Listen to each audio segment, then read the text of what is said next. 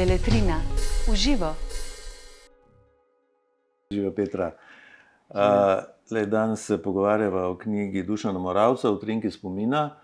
Gre za avtobiografsko delo našega znamenitega teatrologa, gledališkega zgodovinarja, dramaturga, novinarja in še bi našli kakšno funkcijo, ki jo je opravljal. Boš tudi ti še kaj več o tem povedala. Zdaj, knjiga izhaja več kot 20 let po tem, ko je bila napisana. Napisana tudi, vsaj tako je sklepati, ni bila s tem namenom, da bo objavljena, ne? Zdaj je objavljena. Tako da bi bilo zanimivo zdaj izvedeti za nek kratek ali pa zgoščen historiat nastanka te knjige, glede na to, da si bila njena urednica, opremila si jo s fotografijami, z opombami in ji dodala spremno besedo. Zdaj, to delo je bilo skupinsko. Jaz sem bila sourednica s Špelco Mrvar, ki sem jo poznala odprej, ker je uredila moji knjigi Raci in Joži. Fotografije je zbrala Teja Rogel iz Slovenskega gledališkega muzeja, ki je tudi sozaložnik knjige. Seveda je pa bila zelo tesna članica celotne ustvarjalne skupine Daša Moravec Berger, se pravi hči Dušana Moravca, ki je pač tudi dala dovoljenje, da se ti spomini sploh objavijo. Zgodba o tem, kako je do tega prišlo, je pravzaprav zanimiva. Mene je lepega dne poklical Mitja Čander z Beletrine in mi rekel, da je Dušan Moravec pač pisal spomine, da je on prišel do njih. In najprej sploh nisem mogla verjeti, zato ker se mi je vedno zdel tako zelo vase zaprt, pa osredotočen na delo, ni bil kaj dosti oseben, recimo, vsaj ne v teh komunikacijah, ki sva jih imela midva. Ampak Mitja Čander je omembo teh spominov, oziroma dejstvo, da sploh obstajajo, odkril v knjigi slavista Antona Vratuše, Trojno poslanstvo profesorja Urbana. In takrat je potem začel se zanimati zanje, ne? In je, mislim, da kar nekaj časa gospod Dašo prepričeval, da bi to bilo objavljeno, in na koncu se je pač strinjala. Potem se je pač sformirala ta ekipa, ki sem jo že predstavila in povedala. In kljub temu, da verjetno res ni nameraval tega objaviti, smo se potem odločili, da bi bilo to dobro, seveda pa tudi s nekim uredniškim delom, ki knjigo majčkeno približa tudi bolj temu sodobnemu času. Čeprav, po drugi strani je pa res, da popolnoma zase tega tudi ni pisal, ne? Ker tem določenim prijateljem in sodelavcem, ki so ga obiskovali na domu v teh letih, ko je to nastajalo, pa tudi kasneje, vse do konca, jih je očitno pokazal, ne? Sicer Anton Vratuša zanje ne bi mogel vedeti. Ja, jih je omenjal. To je vedno tako, in z dnevniki in spomini, ne? Neka pomisel na to, da mogoče pa kdaj stvar bo objavljena, je skoraj vedno, seveda ne vedno. Zdaj, napisani so, tako kot je Moravc pisal, izjemno skrbno, v zelo lepem jeziku, kakršnega skoraj da malo kdo še obvlada. Tudi vidimo, da je imel dosti natančen načrt ali pa vsaj namen, katera obdobja svojega življenja bo obdelal oziroma opisal. Koliko je bilo potrebnega zdaj uredniškega dela v smislu ukvarjanja z besedilom, krajšanja, ne vem, popravljanja, kakorkoli? Ja, besedilo smo prejeli v rokopisu, tako da ga je bilo treba najprej pretipkati, pa pol tudi kakšne zatipke in druge nejasnosti ali pa napake odpravljati. Že takoj na začetku smo se odločili, da v ta njegov jezik je res specifičen, ne bomo preveč posegali, pač toliko, da gredo ven res neki zastareli izrazi, ki se jih da zamenjati s sodobnejšimi. Nismo pa želeli, da bi se to pretirano poznalo na slogu. Opremili smo jih tudi z opombami na določenih mestih, seveda ne vseh. Tukaj je bilo treba, se mi zdi, največ tehtati, ne? Kaj zdaj posebej pojasnjevati, česa mogoče ne. Če bi bili zdaj zelo dosledni, pa bi pojasnjevali res vsako osebo, ki jo omeni, ali pa ozadje vsakega dogodka, o katerem govori, potem bi bilo vsega tega preveč in bi v bistvu tudi lahko zelo zaustavljalo branje. Mi smo pa želeli, da je to knjiga, ki se bere, ki teče, ki pač dopušča bralcu, da ga potegne vase, tudi če ne razume ali pa ne ve za čist vse podrobnosti, ki so povezane pač z dogodki in ljudmi v njej. Potem smo tudi zbirali fotografije, zelo smo bile povezane, to je bilo v bistvu eno tako zelo lepo sodelovanje, veliko je bilo dogovarjanja, veliko je bilo tega pretehtavanja, kaj ja, česa ne. Veliko je bilo skupinskih sestankov, na katerih smo se povezali in potem pravzaprav ni bilo težko zbrati tudi teh fotografij. Zdi se mi, da je Teja opravila super delo, ker te fotografije še dodatno odstrejo ta nek čas, v katerega je ta knjiga pač postavljena, ki spet ni tako oddaljen, ampak hkrati se pa zdi, ne. Zanimivo je videti tudi profesorja, akademika, dramaturga, se pravi znanstvenika Dušana Moravca v nekih popolnoma tudi zasebnih situacijah, ne vem, na smučanju, na vikendih pri prijateljih, na morju in tako naprej. Se mi zdi, da je tak lep, dragocen preplet fotografij iz nekih uradnih dogodkov, pa tudi iz njegove zasebnega življenja. No, vse to je kvaliteta oziroma ta moč te knjige, ne, ki jo je napisal seveda avtor, ki ga danes, ne vem, mladi sploh ne poznajo, ni bil tako široko poznan kot recimo njegov kolega, gledališki zgodovinar Filip Kombatovič Kalan, ki je imel recimo tudi kot gledališki zgodovinar, kot esejist, kot spremljevalec nekega aktualnega kulturnega življenja, celo svojo oddajo na televiziji, kar je še danes bi bilo nepojmljivo, ne. Ampak kljub vsemu je v tej knjigi se da razbrati Dušana Moravca kot človeka, ki je bil v nekem centru nekih dogajanj, ne, ampak vedno nekoliko v ozadju in to seveda sam tudi priznava in o tem tudi piše, tega se nenehno zavedal, bilo mu je neprijetno prehajati v ospredje. Tako da to je seveda ena kvaliteta te knjige, spoznati gledališkega zgodovinarja, znanstvenika, tako rekoč, še iz druge strani te osebne, druga je pa spoznati nek čas, ne, ki je, tako kot praviš, je že daleč, hkrati pa niti ne toliko, ne. Res, da ti ljudje, o katerih piše, večina jih ni več živih, ne. Ampak ta Ljubljana še vedno je, on je pač Ljubljančan, ne, rojen med obema vojnama in zelo meni tudi en najljubši del je to, kako piše o otroštvu svojem, ne. A ne, Wolfova ulica, po tem, kar smo v tej knjigi o njej prebrali, ne moreš več iti po njej in je doživljati tako kot prej. Tudi zelo literarno, sočno, poznavalsko, tudi ker pozna zgodovino te ulice in tako naprej. Zanimiv je ta partizanski čas, ne. Zdaj, kaj se ti zdi, da prinaša ta knjiga novega, recimo naše vedenje, poznavanje Dušana Moravca, oziroma vem, jaz ga nisem, osebno se nisva poznala, ti si se in kako si ga ti osebno doživljala?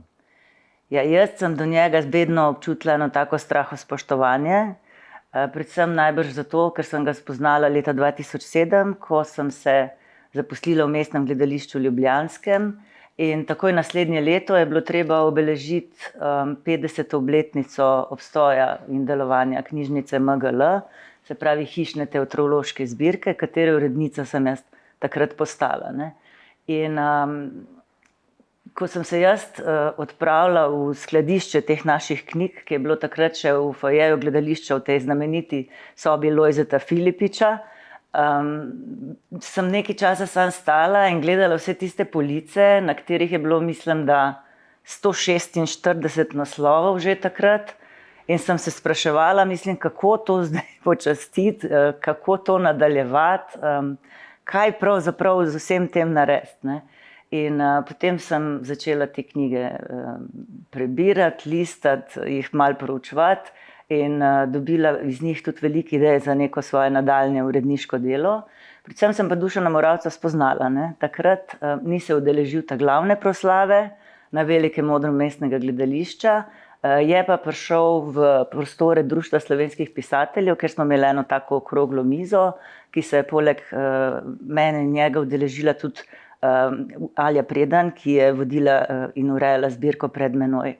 In takrat se je on meni zdel tak resen, zadržan, pač vedela sem, kakšno ogromno znanje se skriva pač v njem in do tega sem res čutila tako res eno občudovanje. No? In zelo veliko mi je pomenilo to, da je kasneje pohvalil to, kako smo tisto obletnico obeležili in tudi to, kako smo naprej peljali zbirko, katere naslove sem zbirala in jih objavljala v tistih letih, ki jih je še doživel.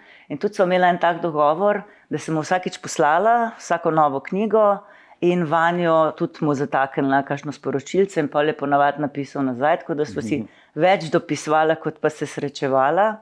In če smem povedati še eno zanimivost, bila sem zelo vesela, ker me je pred časom nagovorila ena mlada režiserka, Živa Bizovičar, ker namreč ona je bila tista, ki je Daša Moravec Berger podarila del njegovih knjig po tistem, ki je pač nas zapustil.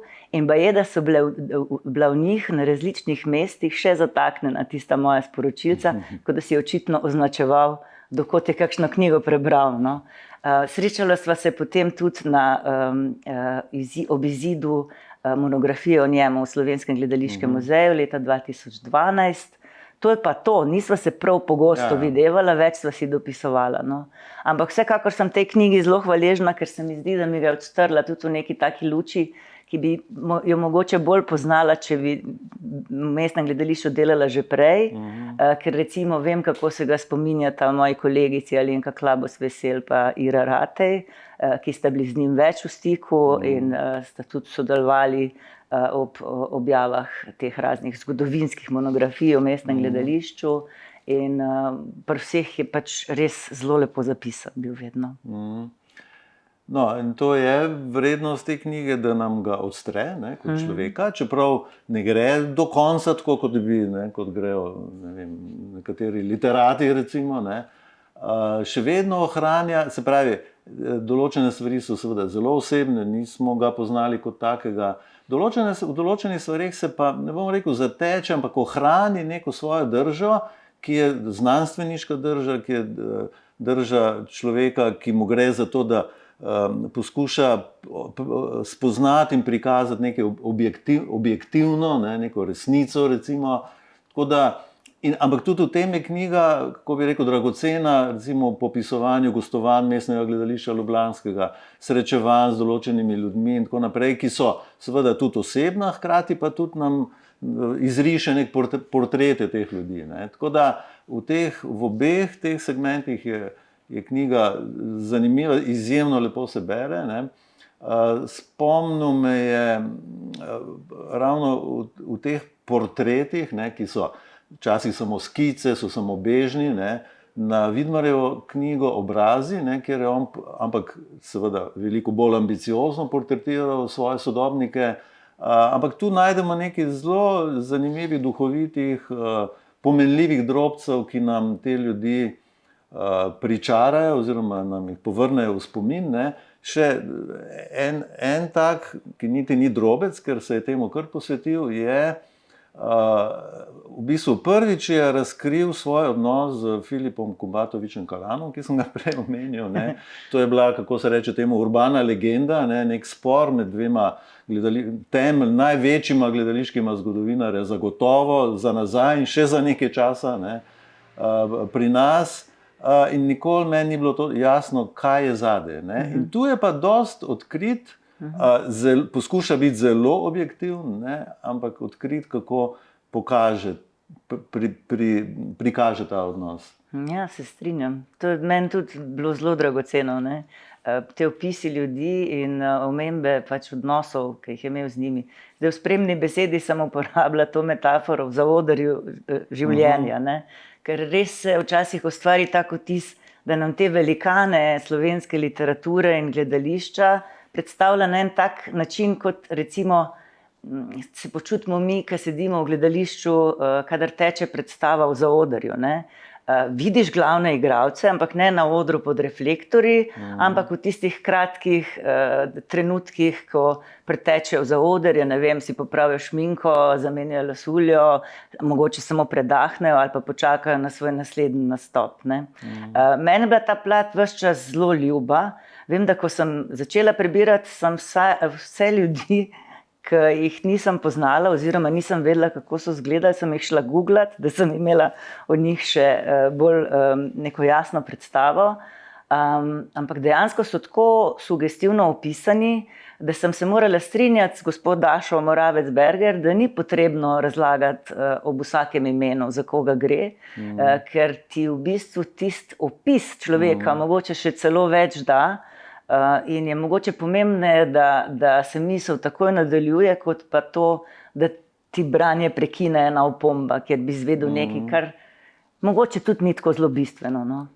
Tako da ja, ampak ta zadržanost, ki jo omenjaš, ne, zdaj ravno zaradi nje imam pa jaz njega na sumu, da mogoče pa vsaj tako včasih razmišljal tudi o tem, da morda pa nekoč vendarle pa bi tudi to knjigo uredil in poslal med bralce. Zdaj sam tega ni naredil. Mi smo se pa potrudili, no, da je bilo čim bolj v njegovem duhu, no. Ja, saj ta zadržanost je po eni strani mogoče je v ozadju ta misel, po drugi strani pa poteza njegovega značaja, ne.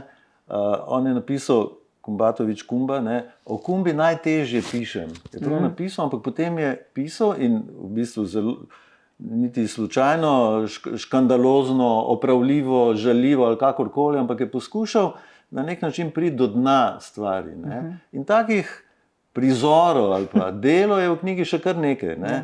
In nam v resnici osvetli svoje sodobnike, predvsem to bo zanimivo nekomu, ki ga zanima gledališče, ki ga zanima zgodovina slovenskega gledališča, igralce predvsem, zelo lepo pišejo o igralcih, ne, z nekaterimi je bil tudi prijatelj do konca in tudi, se pravi, tudi te sodobnike, igralce, režiserje recimo, s katerimi je sodeloval v mestnem gledališču v Ljubljanskem, zelo lepo opiše in je to prispevek, v bistvu je to delno tudi gledališko-zgodovinska knjiga njegova, ne, kot so ta njegova temeljna dela, ki se ukvarjajo z zgodovino slovenskega gledališča, ne.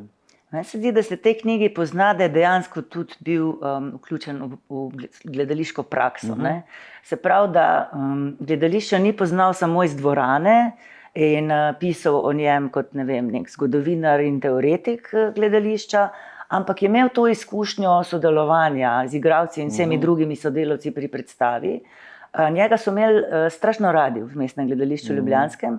Tudi ta naslanjač, v katerem je zleknjen na naslovnici knjige, so mu podarili sodelavci v mestnem gledališču Ljubljanskem leta 1962, ko je odhajal z svojega delovnega mesta. In ko sem videla to fotografijo, sem bila strašno vesela, ker se mi zdi, da nekako ta njegova drža na njej tako netipična, ampak hkrati pa zelo lepo povzema nek način, nek odnos do sveta, ki pride v tej knjigi do izraza, no. Res je bil gledališki človek od glave do pete in je to ostal tudi dolga leta po tistem, ko je že prenehal delati kot dramaturg. On je bil namreč zelo dosleden in tudi spreten v tem, da si je vedno nekako zagotovil čas in prostor in priložnost za to, da je pisal, ne. Ob vsem, kar je delal, sicer tudi je vedno poskrbel za to, da je lahko ustvarjal članke, študije, knjige. In tudi zaradi tega se verjetno včasih načrtno ni izpostavljal pretirano, zato da je imel mir, da je lahko se posvečal temu. Ja, vse to je nek paradoks, ne, ki je značilen za marsikoga, ki dela v gledališču. Imeti mir, delaš pa v gledališču. Ja. On je bil hkrati tudi novinar, ne. Je na Ljudski pravici, urednik in novinar je bil takoj po vojni, ne. Spet delo z javnostjo. Ja. Bil je gledališki kritik med vojno, kar si danes sploh težko predstavljamo. Prvič to, da je takrat delovalo slovensko narodno gledališče na osvobojenem ozemlju, ki je igralo Moliera, se pravi ne samo agit, drugič pa, da je Dušan Moravc pisal kritike, ki so bile sproti objavljene in niti niso bile tako pozitivne. Ja, In od tod je potem delno tudi nek spor, ki je večen, ne? Pardon, med ustvarjalci in kritiki, seveda. Potem ni bil več kritik. Ne. Ja, meni je super to, ko piše o tistem Molieru v Partizanih. Mislim, da so ga igrali v kostumih narejenih iz zavezniških padal. Ja. In on je takrat napisal kritiko, za katero ga je Josip Vidmar pol skregal, da je premila. Da pa preblaga, ja. In takih detajlov, ki so res super, mislim, in v tej knjigi še zelo veliko. Ne? In tako da, se pravi, stvari, ki se mal izmikajo tej podobi tega strogega, natančnega gledališkega zgodovinarja, človeka, ki je pisal opombe v zbrana dela slovenskih pesnikov in pisateljev in tako naprej, in ga bolj približajo ravno temu, kar si ti omenila, temu nekoliko tej razposajeni pozi, ne? Se pravi, človeka, ki je živel, ne bom rekel neko drugo življenje, pa vsaj neko paralelno življenje, ki ga zdaj skozi to knjigo lahko spoznamo. Ne? Pa še to spoznamo, da je bil zelo duhovit. Ne? Mislim, da jaz sem se kar na parih mestih knjigi morala zelo nasmejati. No? Sicer z eno tako ironijo pristopa k svetu, zelo dobro opazuje, vse življenje je bil izjemen opazovalec in premišljevalec raznih ljudi, dogodkov. In to zna tako zapisati, no, da te ne pusti ravnodušnega. Meni je bila ta duhovitost njegova tudi eno tako odkritje, zelo mi je bila ljuba. No. Tako da, če zaključiva, komu bi priporočila to knjigo v branje? Jaz si zelo želim, da bi jo brali mladi. Mladi, ki jih zanima gledališče. Ves čas, ko smo pač jo pripravljali za izid, sem jih imela pred očmi. Ne vem, zdi se mi, da bi jim lahko bilo zanimivo odkriti ta čas tudi skozi njegove oči. Saj ne nazadnje se zdaj kar veliko prizarja spet tudi igre, ki so nastale v tej drugi polovici 20. stoletja, ki jo on tudi v veliki meri opisuje. Predvsem pa bi mogoče videli, da so tudi ti ljudje, ki jih danes doživljamo, ki jih ni več, ki smo jih tudi nekoč že doživljali kot starejše in stare, prastare, da so pravzaprav tudi oni bili nekoč mladi in so se bojevali mogoče za iste stvari, kot se ti mladi danes. Ne? In se mi zdi, da v tem smislu bi bila lahko marsikomu tudi v navdih. Se strinjam. Hvala. Hvala tebi. Beletrina. V živo.